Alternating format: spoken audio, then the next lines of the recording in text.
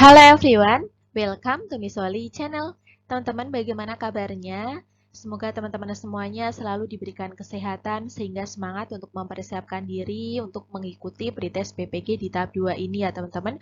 Untuk teman-teman yang sedang mengikuti tesnya ini ataupun yang sudah selesai tesnya, semoga hasilnya sesuai yang diharapkan.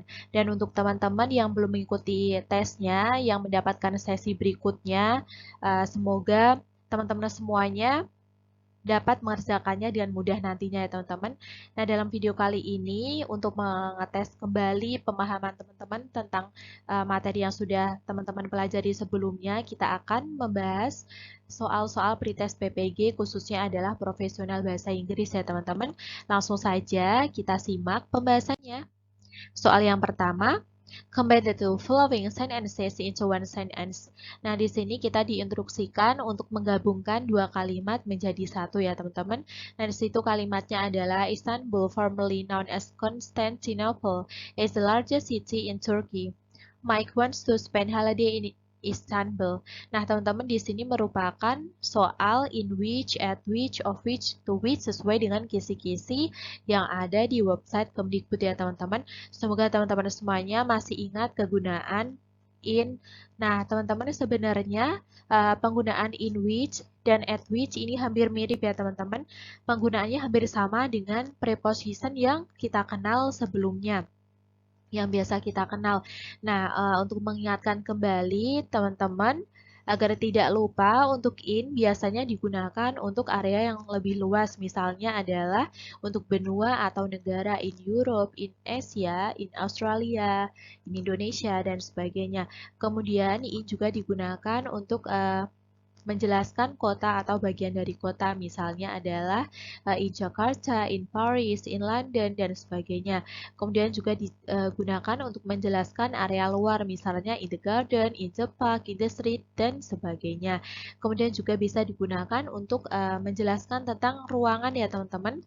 Misalnya adalah in the bathroom, in the office, in the toilet, in the kitchen. Kemudian juga bisa digunakan untuk menjelaskan bulan, tahun, kemudian juga musim, misalnya musim panas in summer, kemudian ada in winter, in autumn, in spring, kemudian juga bisa digunakan untuk menjelaskan periode ya teman-teman, misalnya adalah dalam waktu 3 tahun, ya 3 years time. Sedangkan untuk yang at, kita bisa menggunakannya untuk menjelaskan public places ya teman-teman. Misalnya adalah at the station, di stasiun. Kemudian at the bank, di bank. At the airport, di bandara, dan sebagainya. Kemudian juga at bisa digunakan untuk menjelaskan alamat ya teman-teman. Biasanya yang ada jalannya, nomornya. Kemudian juga bisa digunakan untuk menjelaskan non without article, misalnya adalah at school, at home, at college, at university. Nah, itu adalah tanpa artikel ya teman-teman. Kita bisa menggunakannya noun tersebut school, kemudian ditambahi at, tanpa ada kata the. Kemudian bisa juga digunakan untuk menjelaskan event, misalnya adalah at the wedding, at party, at a dinner, dan sebagainya. Nah, teman-teman, di sini yang kita bahas adalah ini ya teman-teman, Istanbul. Istanbul sendiri merupakan nama kota yang ada di Turki. Nah, jadi untuk nama kota tadi kita sudah membahasnya, kita bisa menggunakan in ya teman-teman. Kita cari yang jawabannya adalah in, yaitu in which ya teman-teman. Nah, di sini kita lihat untuk option yang A ada in which. Istanbul, in which Mike wants to spend holiday, formerly known as Constantinople, is the largest city in Turkey. Nah, teman-teman, ini adalah jawaban yang betul ya teman-teman, karena Istanbul sendiri merupakan nama kota. Oke, jadi nomor 1 ini langsung saja jawaban yang paling betul adalah option yang A. Selanjutnya, soal nomor 2. Many teachers will take part in the academic selection of teacher professional education. Some are English teacher. The best answer to complete the sentence is. Nah, teman-teman, di situ pertanyaannya adalah Kalimatnya adalah, banyak guru yang akan mengikuti seleksi akademik pendidikan profesi guru atau PPG. Sebagian titik-titik adalah guru bahasa Inggris. Jawaban yang tepat untuk melengkapi kalimat tersebut adalah, nah teman-teman di sini ada kata some ya teman-teman, ini merupakan suatu bagian. Nah teman-teman, untuk teman-teman yang masih bingung penjelasannya, teman-teman bisa menonton video sebelumnya karena di situ saya sudah membahasnya, yaitu perbedaan in which, at which, dan juga of which. Nah, nanti akan saya letakkan di deskripsi video ini. Nah, karena di situ some kita tidak mungkin menggunakan in dan juga at ya teman-teman. Kita lebih tepatnya adalah menggunakan yang of which. Karena yang tadi sudah kita bahas ya teman-teman. Nah, jadi yang paling betul untuk nomor 2 ini, jawaban yang paling betul adalah option yang C. Yang merupakan bagian ya teman-teman di situ. Soal nomor 3, Tessa was listening to music when her teacher, titik-titik. Nah, teman-teman di situ ada kata when. Kita lihat ini merupakan contoh soal tenses ya, teman-teman. Di sini kita lihat ada kata when. Nah, di sini kita lihat pembahasannya. Nah, when di sini karena di sini sudah menggunakan past continuous, berarti di sini kita memerlukan past tense ya, teman-teman. Past continuous dan juga past tense. Nah, di sini kita lihat di pembahasannya ada past continuous, kemudian when, dan juga simple past tense. Kita cari yang option menunjukkan simple past tense. Nah, ciri-cirinya simple past tense sendiri menggunakan verb 2 ya, teman-teman. Kita cari yang menggunakan verb 2. Untuk option yang A, di situ come merupakan verb 1. Ini salah ya, teman-teman. Ini salah karena seharusnya di sini meskipun verb 1 juga harus menggunakan S karena di situ adalah her teacher, subjeknya adalah singular atau tunggal. Ini salah. Kemudian untuk option yang B di sini betul ya teman-teman, came di sini menunjukkan verb kedua.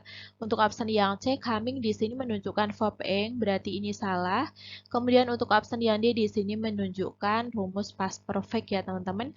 Jadi ini juga salah. Untuk nomor 3 ini jawaban yang paling betul adalah option yang B. Selanjutnya, soal nomor 4. Reog is one of the regional cultures Indonesia which is still very thick with mystical things and strong mysticism. Based on the sentence above, the old information is. Nah, teman-teman di sini contoh soalnya adalah tentang old information ya, teman-teman. Karena di kisi-kisi ada soal yaitu tentang old information dan juga new information. Nah, teman-teman, old information sendiri merupakan informasi yaitu yang sedang dibahas. Intinya yang sedang dibahas ya teman-teman. Biasanya old information terletak di awal kalimat. Sedangkan new information merupakan penjelasan dari informasi yang sedang dibahas tersebut. Biasanya diletakkan di akhir kalimat ya teman-teman. Jadi kita lihat di sini yang sedang dibahas adalah reog ya teman-teman. Untuk yang ada di awal kalimat di sini yang dibahas adalah reog. Di situ adalah reog is one of the regional cultures. Reog merupakan salah satu budaya daerah di Indonesia yang masih sangat kental dengan hal-hal mistis. Nah, di situ yang dibahas adalah reog ya, teman-teman. Kemudian old information-nya di sini yang dibahas adalah reog. Jadi untuk nomor 4 ini, jawaban yang paling betul adalah option yang A ya, teman-teman, yaitu reog. Untuk option yang B, regional cultures, di situ merupakan new information atau tambahan ya teman-teman. Informasi tambahan. Mystical things juga merupakan tambahan.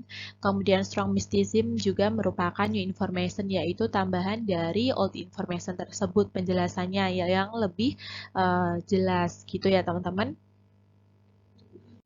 Selanjutnya untuk soal nomor 5. Di situ yang ditanyakan adalah what is the difference between the two sentences? Apa perbedaan dari kedua kalimat tersebut? Kita baca terlebih dahulu. Untuk kalimat yang pertama di situ ada Antelope Canyon is a famous canyon located in Page, Coconino County, Arizona, United States. Kemudian yang kedua adalah good students are students who always obey school's regulation. Nah, di situ ada perbedaannya ya teman-teman. Kita lihat untuk option yang A, in the first sentence, the topic is about a place. Di kalimat pertama, topiknya adalah tentang tempat. Nah, ini betul ya teman-teman. Karena di sini Antelope Canyon merupakan nama tempat yang ada di page Coconino County ya teman-teman, yaitu Arizona, United States. Kemudian sedangkan kalimat kedua di situ topiknya adalah tentang karakter orang. Nah, ini betul ya teman-teman, karena di situ yang dibahas di kalimat kedua adalah karakter siswa yang baik. Jadi untuk untuk option A ini betul. Kemudian untuk option yang B, in the first sentence the topic is about character of people. Nah, di sini kalimat pertamanya bukan merupakan karakter people ya teman-teman. Jadi untuk option yang B ini salah. Untuk option yang C, di situ ada both sentences have different topic. Kedua kalimat tersebut memiliki perbedaan. Memang memiliki perbedaan, tapi di sini ditanyakan adalah apa perbedaannya ya teman-teman. Jadi yang C ini juga salah. Untuk option yang D, both sentences doesn't have topic. Kedua kalimat tersebut tidak memiliki topik. Ini jelas salah ya teman-teman. Jadi untuk nomor 5 ini jawaban yang paling betul adalah option yang A. Selanjutnya, soal nomor 6, which conditionals indicates an unfulfilled condition. Yang ditanyakan adalah kondisi yang menunjukkan kondisi yang dapat terpenuhi ya teman-teman, yang tidak dapat terpenuhi. Nah, dalam video sebelumnya kita sudah membahasnya, yaitu tentang fulfill condition dan juga unfulfill condition. Ini juga ada di kisi-kisi yang ada di website Kemdikbud ya teman-teman. Nah, situ unfulfill merupakan kondisi yang tidak dapat terpenuhi, berarti faktanya yang berlawanan, yang tidak dapat terjadi ya teman-teman. Jadi yang digunakan untuk an unfulfilled condition merupakan conditional sentence yang tipe ketiga ya teman-teman, karena di situ menunjukkan tidak dapat terpenuhi atau hanya angan-angan belaka, faktanya adalah tidak dapat terjadi. Jadi kita cari untuk conditional sentence yang tipe ketiga. Di situ kita baca terlebih dahulu untuk option yang A. Should she help me, I will thank her. Jika dia membantuku, aku akan berterima kasih padanya. Di sini kita lihat menunjukkan ini salah ya teman-teman. Ini bukan menunjukkan tipe yang ketiga. Kemudian untuk option yang B, what will you do if you win the competition? Di sini juga menunjukkan tipe yang pertama. Di sini ada present future dan juga diikuti dengan if plus present tense. Jadi ini untuk tipe yang pertama ya teman-teman, ini salah. Kemudian untuk option yang C, if it rains, the road gets wet. Jika hujan, maka tanahnya jalanan basah. Ini merupakan fakta, ini tipe 0 ya teman-teman. Fakta umum. Kemudian untuk option yang D, if I had told him the truth, he could not have married her. Jika aku telah memberitahu dia laki-laki kebenarannya, dia tidak akan telah bisa menikahi dia perempuan. Nah, di sini menunjukkan tipe yang ketiga, yaitu rumus di sini ada if plus past perfect tense, kemudian diikuti dengan ini ya teman-teman, past future perfect tense. Di sini would-nya diganti dengan could. Nah, teman-teman, di sini jadi jawaban yang paling betul adalah option yang D ya, teman-teman. Tipe yang ketiga, yaitu menggunakan rumus past perfect dan juga past future perfect. Tidak dapat terpenuhi. Karena di sini hanya angan-angan belaka sudah terjadi di waktu lampau. Faktanya adalah dia laki-laki telah menikahi dia perempuan. Jadi, faktanya adalah aku tidak memberitahukan kebenarannya terhadap dia laki-laki. Jadi dia laki-laki sudah menikahi dia perempuan.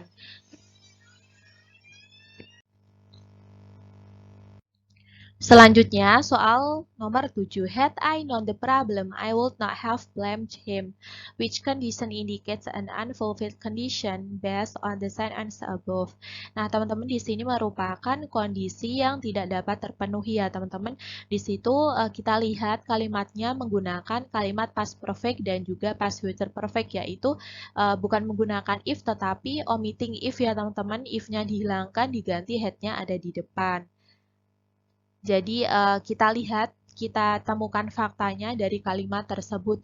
Nah, teman-teman, untuk teman-teman yang masih bingung, saya sudah membahasnya di video sebelumnya. Nanti ada saya letakkan di deskripsi video ini. Judulnya adalah tentang itu ya, teman-teman. Nanti deskripsinya adalah tentang fakta conditional sentence, fakta menemukan conditional sentence.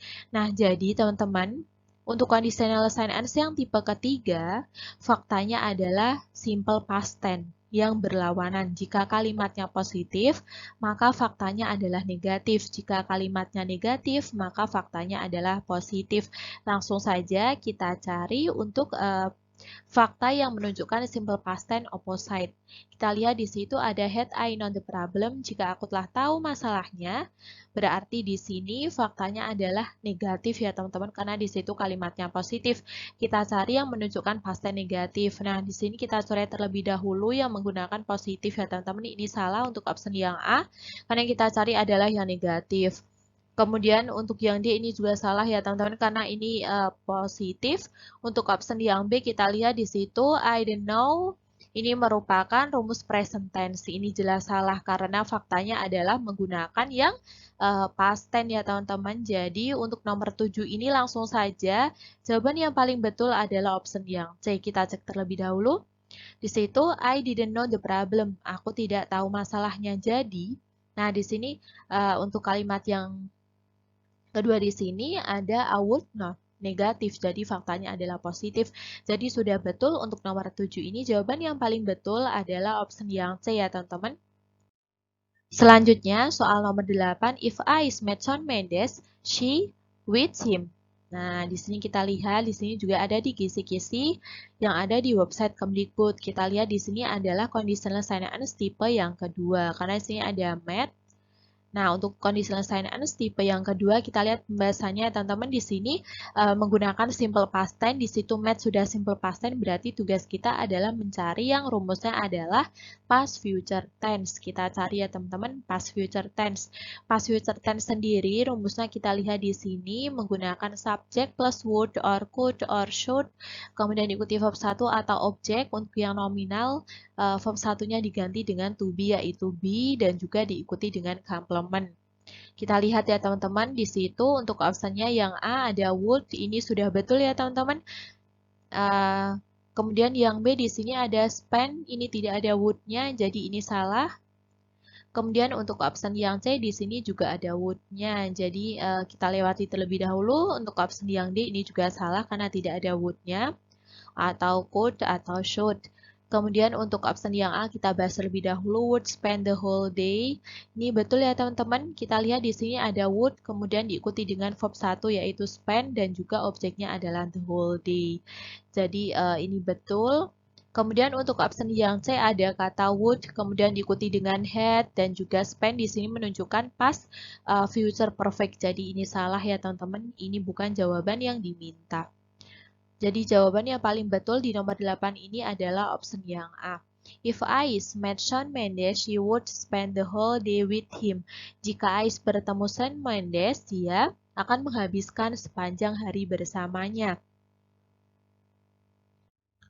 Selanjutnya soal nomor 9, the word you in the notice refers to. Nah, teman-teman di sini merupakan contoh soal notice ya teman-teman. Nah, di sini kita lihat the word you. Siapa sih you yang dimaksud di situ, menunjukkan siapa? Nah, kita lihat di sini pembahasannya di sini merupakan contoh soal lexicographic reference, yaitu merupakan acuan yang merujuk pada sesuatu di luar wacana, di mana lawan bicara sudah mengetahui maksud dari kata atau frasa yang disebutkan. Nah, teman-teman, jika notis tersebut ditempelkan di kamar mandi atau di tempat yang ada kerannya, terus ada tulisan, matikan keran setelah kamu selesai menggunakannya. Berarti di sini yang dimaksud adalah siapa, kita sudah tahu ya teman-teman, you-nya itu adalah siapa. Apakah di situ cleaning service, kemudian yang B ada general public atau masyarakat umum, ini jelas salah ya teman-teman. Kemudian yang C ada first user, ini betul ya teman-teman, yaitu pengguna keran. Kemudian yang dia adalah housekeeper, penjaga rumah. Ini salah ya teman-teman, karena di situ bukan hanya tugasnya cleaning service atau penjaga rumah, tetapi di situ yang dimaksud adalah orang yang selesai menggunakan keran tersebut. Berarti option yang paling betul di nomor 9 ini adalah option yang C. Selanjutnya, soal nomor 10, the following are the structure of short message or memo. Nah, di sini merupakan contoh soal yang ada di kisi-kisi juga ya teman-teman. Di situ ada beberapa yang menanyakan tentang struktur. Salah satunya adalah short message atau memo. Nah, teman-teman semuanya pasti sudah tahu untuk jenis memo ya teman-teman atau short message apa yang merupakan strukturnya, susunan kata-katanya, strukturnya. Nah, situ kita lihat untuk option yang A adalah addressee, penerima, receiver juga penerima, kemudian sender, ini salah ya teman-teman, ini kurang tepat karena tidak ada isinya. Kemudian untuk option yang B, receiver, content or message, kemudian ada sender, ini betul ya teman-teman karena struktur dari memo adalah penerima, kemudian isi dari pesannya, kemudian selanjutnya yang terakhir adalah pengirimnya. Untuk option yang C ada recipient, addressee, dan juga content di situ. Di sini recipient juga termasuk penerima ya teman-teman, addressee juga penerima isi. Ini tidak ada pengirimnya, ini kurang tepat.